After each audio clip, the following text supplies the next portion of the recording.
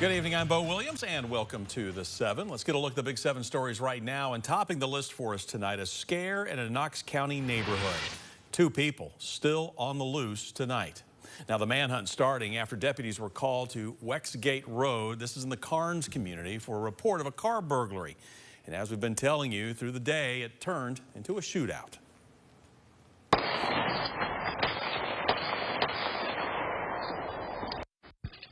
Doorbell camera capturing the sound of gunfire in that area as a Knox County Sheriff's Office spokesperson says at least one of the suspects opened fire on deputies getting to the scene. Deputies fired back and we're told the 2 men then ran off. One shot went through a neighbor's window. We spoke with people in the area about waking up to those gunshots, orders to stay in their homes, and a huge law enforcement response. Then you hear more yelling once a bullet goes through your window. And that was very scary. So, that happens. I hunkered down, right?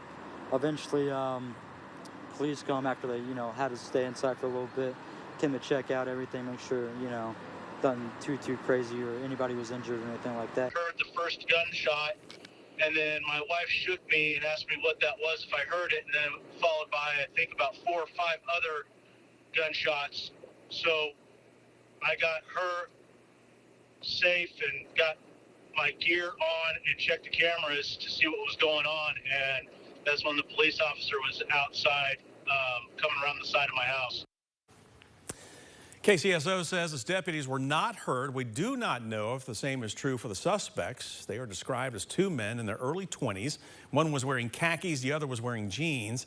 If you see anything at all, maybe you know something, you need to call 911. Next on our Big 7 list for you, a different manhunt. Now over the Loudoun County Sheriff's Office, sending out this picture you see behind me here as James Birch was arrested. Deputies saying he was caught just after 1 o'clock this afternoon thanks to help from the U.S. Marshals Smoky Mountain Fugitive Task Force that tracked Birch to Powell. Now, he's now facing a number of charges, including attempted first-degree murder, especially aggravated kidnapping, aggravated domestic assault, in violation of bond conditions. Now, before the shooting, Birch had last been seen Friday morning when he showed up on a job site in West Knox County. Birch was driving a white panel van with decals that read Painting Unlimited Plus on the back. That van was found Friday afternoon near North Shore and Westland Drive. Birch is accused of shooting his wife 3 times at their Lenoir City home.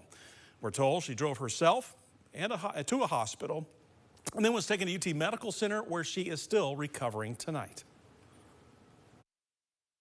Or federal agencies that brought this to a close because it was a danger to the public. If he's going to shoot or allegedly shoot his wife 3 times, there's no telling what he'll stop to do to try to escape apprehension. So it's made the whole area safer. Also, Sheriff Jimmy Davis tells us a second man who was with Birch was taken into custody. Sheriff Davis says he could face charges of being an accessory after the fact, but it will be up to the district attorney's office to make that decision. Moving down our Big 7 list for you now, a Knoxville police officer now fired. That's after Dan Rourke was arrested on a federal child pornography charge. In federal court paperwork, investigators claim a woman told them that Rourke paid her for explicit pictures of her daughter, now age 10, with some of those pictures going back to when she was 5 or 6. The arrest actually happening inside the new City of Knoxville Public Safety Complex. Knoxville Police Chief Paul Noel calling Rourke's alleged actions shocking and beyond comprehension. Rourke was arrested. The allegations against Rourke demonstrate monstrous behavior that has no place in civilized society, and my deepest sympathies go out to the victim who was involved in this case. As we've told you, Rourke had been with KPD since 2007, but had been assigned to technical services since 2020. His federal detention hearing held last week. We'll make sure to follow the federal investigation for you. Our next Big 7 at 7 story, an investigation into a banner hung in front of the Knox Pride location on Chapman Highway. Knoxville police describe it as threatening, apparently homemade, and accompanied by stickers for the East Tennessee Proud Boys at the LGBT Community Center. Knox Pride Center posted about this incident on its social media, calling the banner and stickers, quote, hateful anti-trans rhetoric. KPD tells us investigators are now working to identify the person or people responsible. A big step in a big criminal case takes our next Big 7 at 7 slot for you. One of the East Tennessee men charged for allegedly planning to attack FBI employees at the office in Knoxville in retribution for the January 6th investigations has pleaded guilty.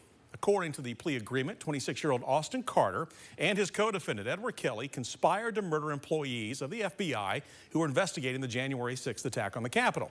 On December 3rd of last year, Carter gave a cooperating witness a list of employees after discussing plans to kill them with Kelly. The witness was told to memorize and then burn the list. Instead, the person gave the list to the Maryville Police Department. According to prosecutors, the list had around 37 names, positions, and phone numbers of law enforcement who was helping investigate Kelly. Kelly pleaded not guilty in court earlier this year. His trial, by the way, set to begin in January. Big wildfire still burning around parts of East Tennessee, with the area still really dry. Now, the Tweed fire is still active in Cocke and Greene counties. It covers roughly 300 acres and is just 10% contained tonight. This according to U.S. Forest Service's Cherokee National Forest officials. Authorities add this fire could be man-made. Another fire that was burning in our area, called the Bullet Fire, which was in Monroe County, has consumed 103 acres and is now fully contained.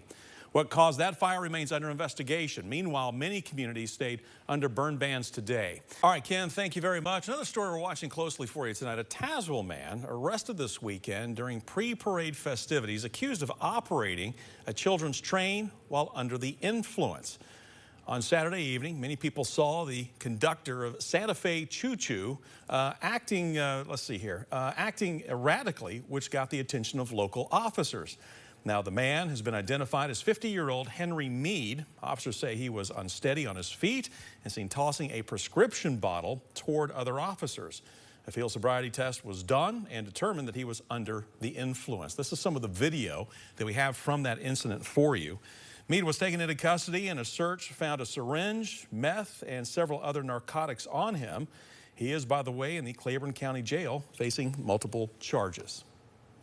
As housing market interest rates continue to rise, home sales are now starting to slow down. Although we have seen a slight decrease in interest rates since October, they continue to be drastically higher than they were 2 or 3 years ago. Currently, home interest rates are at a pause, meaning it will not be drastically changing anytime soon, making it much more difficult to buy or sell a home. According to Seven Hensley, a local Knoxville realtor, it all comes down to basic affordability. Although home interest rates do not necessarily make the price of the home increase, it does make monthly payments more expensive. I think one of the most shocking numbers that I've seen to date with what the interest rates has done, if you would have bought a $1 million house in January 2021, your monthly payment would be lower than what a $500,000 house payment is today. Hensley says now may not be the best time to sell, but if you are in the market to sell a house, now might be the best time to prep homes for a potential interest rate drop. Well, the wait is almost over. Dolly Parton's new Rockstar album is set to be released later this week. It's going to be here before you know it. The album features 30 tracks, some original Dolly songs, as well as some covers featuring a superstar list of singers. This includes Miley Cyrus, Aerosmith, Kid Rock, and a whole lot more. The album will be released this Friday and can also be purchased on vinyl or digitally, starting at $18. And we've learned she's going to be at Neyland this Saturday for the Vols game when Tennessee takes on Georgia. And while the Vols lost to Missouri this past weekend, they are going to look for some redemption against the top-ranked Georgia Bulldogs at home this weekend in Neyland Stadium. That game slated for a 3:30 kickoff. The last time Tennessee beat the Dogs back in 2016 on a Josh Dobbs Hail Mary pass to end the game. Tickets, by the way, still available. They start at, $210 on Ticketmaster.